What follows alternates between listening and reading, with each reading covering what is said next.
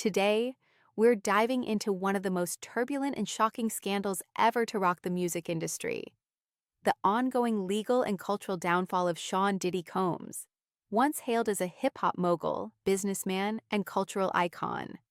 This episode explores in depth how a cascade of allegations, lawsuits, criminal charges, and public outrage have transformed the legacy of one of hip-hop's most powerful men.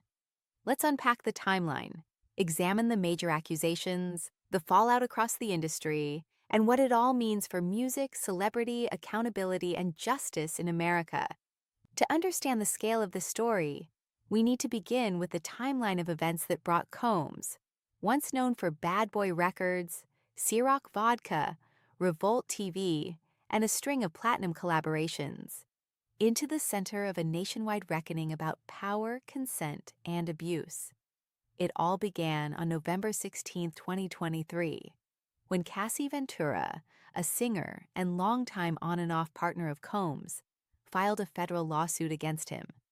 Her suit accused Combs of a decade marked by rape, physical and emotional abuse, coercion, and more. The world was stunned not only by the seriousness of the accusations, but by the speed at which the case was settled. Within a single day, Combs and Cassie announced an amicable resolution with Combs, admitting to no wrongdoing. While the lawsuit was quickly closed, the broader implications were just beginning to emerge.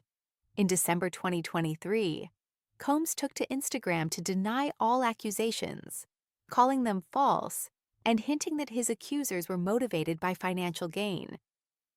But behind the scenes, federal authorities were launching their own investigation.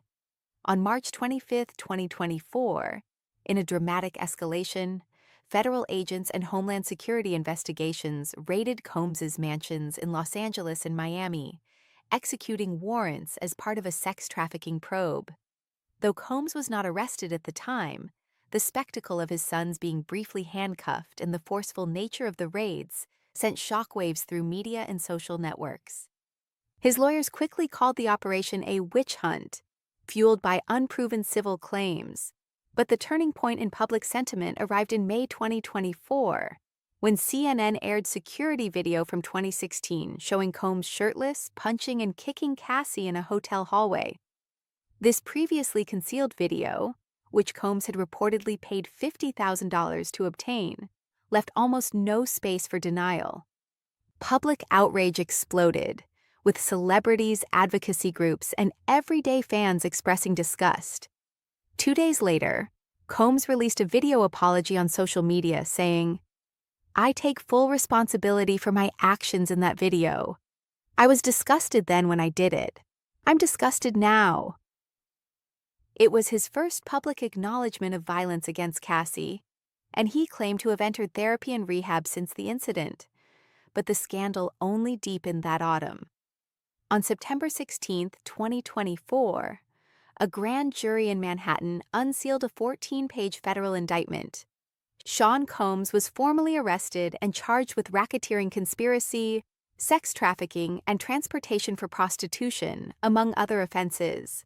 Prosecutors alleged that Combs ran a criminal enterprise using his music and business empire to recruit, abuse, and silence victims, all while protecting his own reputation. The accusations stretched back as far as 2008. At his first court appearance, a judge denied Combs bail, ruling he might be a flight risk.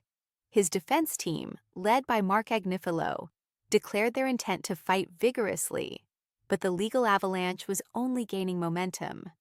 By October 2024, the exposé of Combs's past misconduct had inspired more than 80 accusers, including at least 17, who say their abuse took place while they were minors. The complaints range from sexual assault at industry parties and studios to forced drug use and coercion at infamous freak-off orgies. Among these lawsuits, some named Combs's companies as complicit, broadening the scrutiny to his entire business empire. The criminal case against Combs took on new wrinkles as prosecutors filed a flurry of indictments throughout late 2024 and into 2025. Each superseding indictment added more details and alleged victims, including claims that Combs forced employees to work long hours under threats or kidnapped women while brandishing a firearm.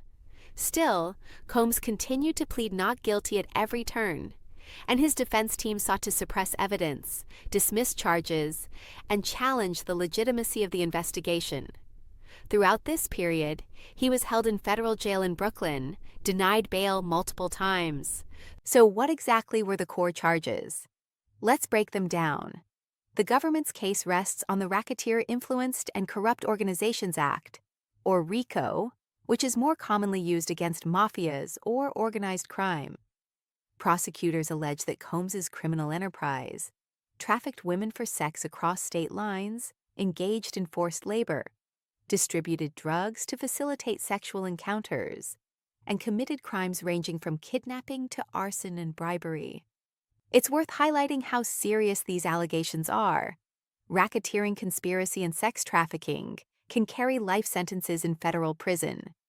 The government claims Combs and his associates abused, threatened, and coerced numerous women, concealed their conduct, and obstructed justice to maintain their own wealth and status.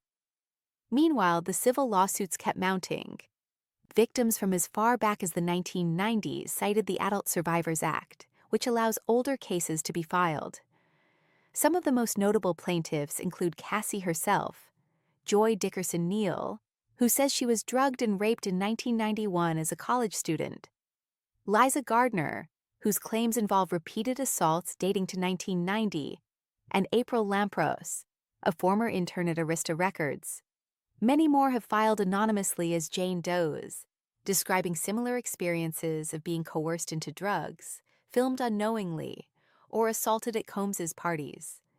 As the legal drama unfolded, reactions from the public and industry were swift and dramatic. Many celebrities and former collaborators condemned Combs publicly after the hotel assault video was released. Some, like model Emily Ratajkowski, topped trending lists with single-word posts like "monster." Others, including rapper 50 Cent and singer Aubrey O'Day, posted extensively, denouncing Combs and supporting the survivors. Yet, a notable silence settled over much of Hollywood, reflecting either legal caution or perhaps complicity or discomfort with how widespread the abuse is rumored to be. Meanwhile, brands and corporations began cutting ties. Peloton dropped Combs's music from their workout playlists. Howard University revoked his honorary degree, and major department stores stopped stocking Sean John clothing. Combs's business ventures took heavy hits. He sold his controlling stake in Revolt TV. His e-commerce platform Empower Global lost scores of sellers, and companies that once sought his partnership openly distanced themselves. Even cities and schools that once celebrated his philanthropy rescinded honors and sought to erase his association. Combs's initial denials and legal strategies became talking points in mainstream and social media. His lawyers framed the lawsuits as baseless and financially motivated, characterizing the government's investigation as an overreach of prosecutorial power. When video evidence became public, his team tried to focus back on Combs's career as a hard-driving entrepreneur, sharing positive testimonials from former employees. But the tide of public opinion had already shifted. Victims' advocates, led most vocally by Cassie's lawyer Douglas Wigdor and his partner Meredith Firetog, denounced Combs's apology as pathetic and disingenuous, pointing out that he only apologized after being caught on tape. Within the music world, the fallout was catastrophic. Booking agents, concert promoters, and streaming services placed holds or removed his catalog. A Hulu reality series, once expected to humanize Diddy and his famous family, was scrapped.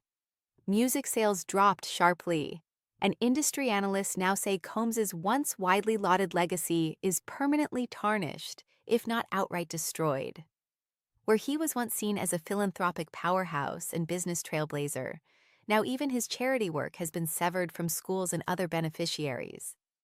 Of course, the spectacle was compounded by a swirl of rumors, conspiracy theories, and even collateral lawsuits that have come to light. In December 2024, A lawsuit was amended to name Jay-Z as a co-defendant in a 2000 rape case involving a minor, with both Combs and Jay-Z vigorously denying the claim. Rumors have circulated on social media about the existence of more incriminating videos, allegations of secret cults, and elaborate cover-ups. Meanwhile, high-profile figures like Kanye West stoked further controversy, with Yes speculating publicly that Cassie was engaged in extortion, only for Cassie to fire back bluntly online. Media watchdogs have repeatedly urged caution, noting that much of the most sensational internet gossip remains unproven, and reminding the public to rely on court documentation and serious reporting. So, what does this all mean as the federal trial unfolds? The government is expected to pursue severe penalties, possibly even life in prison, as they lay out a case built on the testimony of more than 80 accusers, a mountain of evidence from raids and recovered digital files, and hours of witness statements. Testimonies from Cassie and other survivors are likely to be wrenching, placing the entire entertainment industry on notice as to the long-term consequences of unchecked abuse and silence. But the Combs saga also raises even deeper questions. How did such a powerful figure build for decades, a public persona that concealed so much alleged violence and intimidation? What responsibilities do collaborators, bystanders, and entire industries have in preventing such abuses, especially when profits and fame are on the line? The collapse of Diddy's empire is not just about individual criminality. It's a story about systemic failures, the power of survivors to speak out, and the slow, often painful path toward real accountability. In the end, the case of Sean Diddy Combs will be remembered as a watershed moment for music and celebrity culture, a story that forces us to reckon with both what we celebrate and what we overlook. As the court battle continues, and as the testimonies unfold, the world is left to ask, what will justice look like? And more importantly, will this be the scandal that finally changes how we protect people and hold power to account in the entertainment industry and beyond? Thank you for watching and for staying informed on this vitally important story. Subscribe for our ongoing coverage as we follow developments in the trial and beyond.